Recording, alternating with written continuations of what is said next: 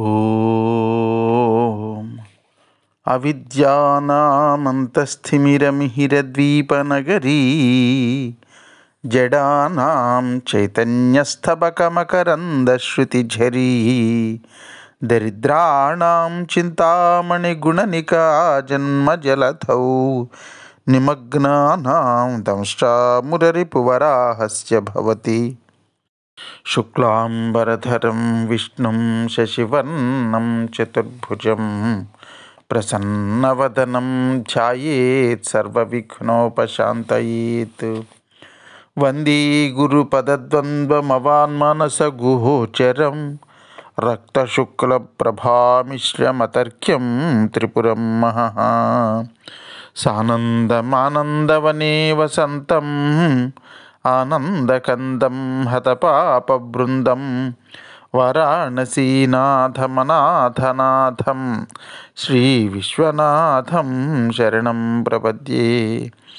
విశ్వేశం మాధవం ఢుంఢిం దండపాణిం చ భైరవం వందే కాశీగుహాం గంగాం భవానీం మణికర్ణికాం.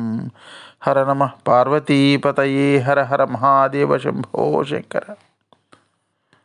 భక్త మహాశైలరా, కుబేరుడి యొక్క దివ్య చరిత్ర అంతా మనం ఎంతో భక్తితో ఎంతో శ్రద్ధగా విని ఉన్నాం. ఎందుకు పనికిరానిటువంటి వాడు, పరమ దుర్మార్గుడు, దుర్వ్యసన పరాయణుడు, దుర్వ్యసన శిఖామణి, మాట వరసకి కూడా భగవదాలయానికి వెళ్ళనటువంటి వాడు పొరపాటున శివాలయంలో దీపం వెలిగించినటువంటి పుణ్యానికి శివరాత్రి మహాపర్వదినన్నాడు, మహాశివరాత్రి మహాపర్వదినన్నాడు శివలింగ సన్నిధానంలో ఒక దీపం వెలిగించి ఆ మహాపుణ్యంతో కుబేరుడయ్యాడు అంటే శివుడి యొక్క మహిమ ఎంత గొప్పదో మనకి తెలుస్తుంది. ఈ శివశర్మోపాఖ్యానం అనే వంకతో మనకి కాశీ మహిమ, తద్వారా శివోపాసన యొక్క మహామహిమని వేదవ్యాసుల వారు అగస్త్యుడు లోపాముద్రుల యొక్క సంవాద సంభాషణ ద్వారా అందించారు.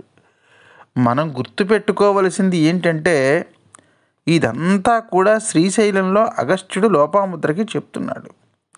అది కూడా ఎందుకు చెప్తున్నాడు?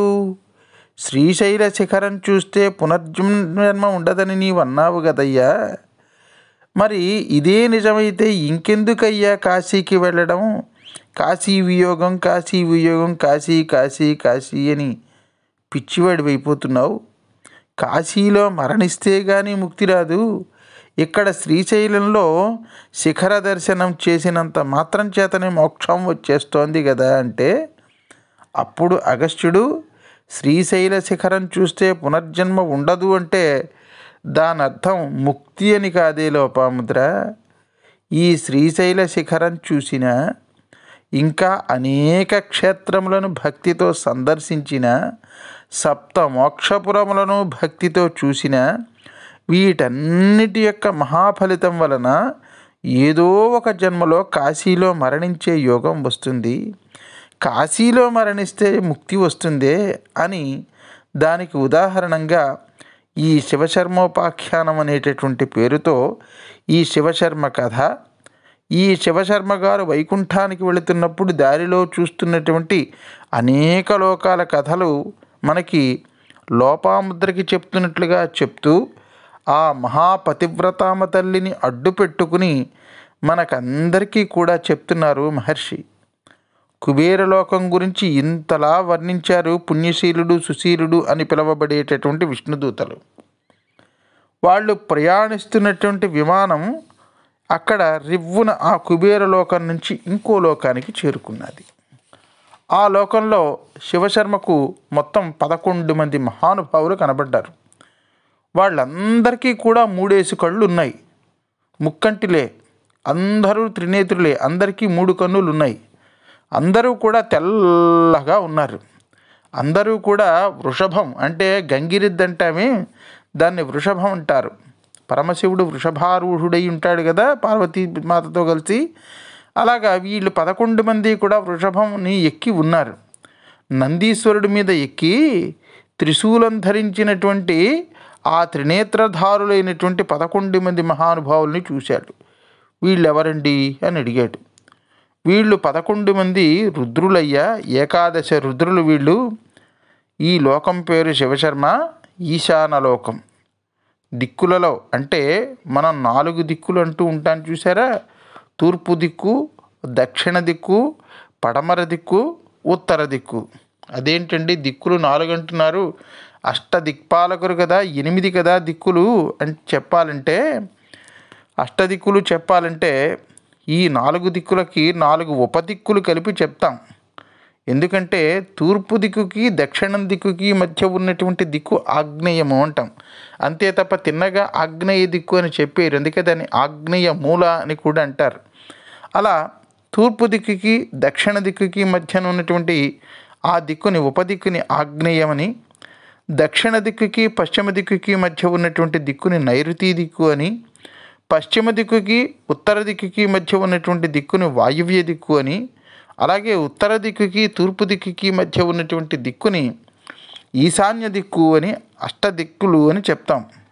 మరి దశ దిశలు అంటారు కదండి అని అడగొచ్చు.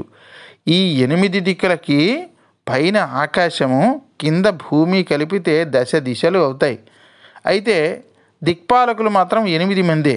ఆ 8 దిక్కులైనటువంటి తూర్పు, ఆగ్నేయం, దక్షిణం, నైరుతి, పశ్చిమం, వాయువ్యం, ఉత్తరం, ఈశాన్యం, ఈ దిక్కులకే దిక్పాలురు, అష్టదిక్పాలకులు ఉన్నారు. ఈ చివరి దిక్కు అయినటువంటి ఈశాన్య దిక్కుకి ఈశానుడు అనేటటువంటి పురుషుడు దీనిని పరిపాలిస్తాడు. ఆయన పేరు మీదుగా ఈ లోకానికి ఈశాన్యలోకం అని పేరు వచ్చింది. ఈ లోకానికి అధిపతి 11 రూపాలలో ఉన్నటువంటి ఈశానుడు. ఈశానుడు అంటే శివుడి యొక్క ఒకానొక అవతారం, సాక్షాత్తు ఈశ్వరుడే.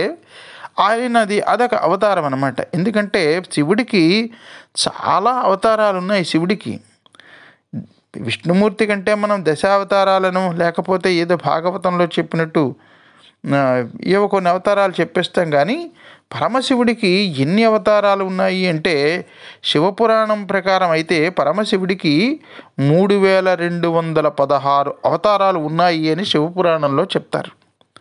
అందులో వృషభావతారం, నందీశ్వరావతారం, శరభావతారం, వీరభద్రావతారం, కాలభైరవ అవతారం, ఏకాదశ రుద్రావతారాలు, ఇవన్నీ ప్రధానమైనవి అన్నమాట. ఇవన్నీ అందులో ఉంటాయి.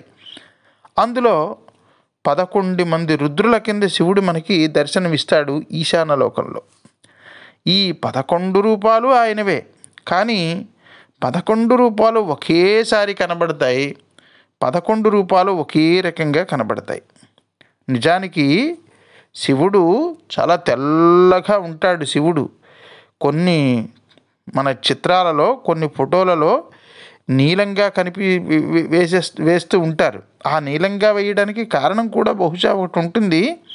నీలంగా కనబడడానికి కారణం బహుశా పాల సముద్రంలో పుట్టినటువంటి ఆ గరళాన్ని, ఆ విషాన్ని ఆయన దేవతలందరూ పట్టుకొచ్చి, ఆది దంపతులు మీరు, ఆది దేవుడివి నువ్వు, దీన్ని మొట్టమొదట వచ్చినటువంటి ఫలాన్ని నువ్వు స్వీకరించాలయ్యా అని అంటే, ఆ హాలాహలాన్ని తీసుకుని కంఠంలో పెట్టేసుకున్నాడు.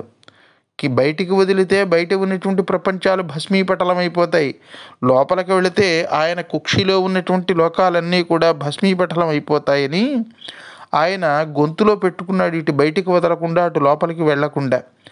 అందువల్ల అప్పటి నుంచి ఆయన కంఠం నీలంగా, అంటే నల్లగా మారిపోయింది.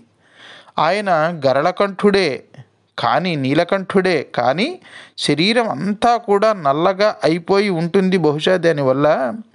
లేకపోతే ఆయన కంఠం మాత్రమే నల్లగా ఉండాలి కదా, మిగతా శరీరం అంతా తెల్లగా ఉండాలి. అంతటి తెల్లగా ఉంటాడు శంకరుడు. అంతటి సుందరాకారుడైనటువంటి శంకరుడు రుద్ర రూపంలో మరింత తెల్లగా ఉంటాడు.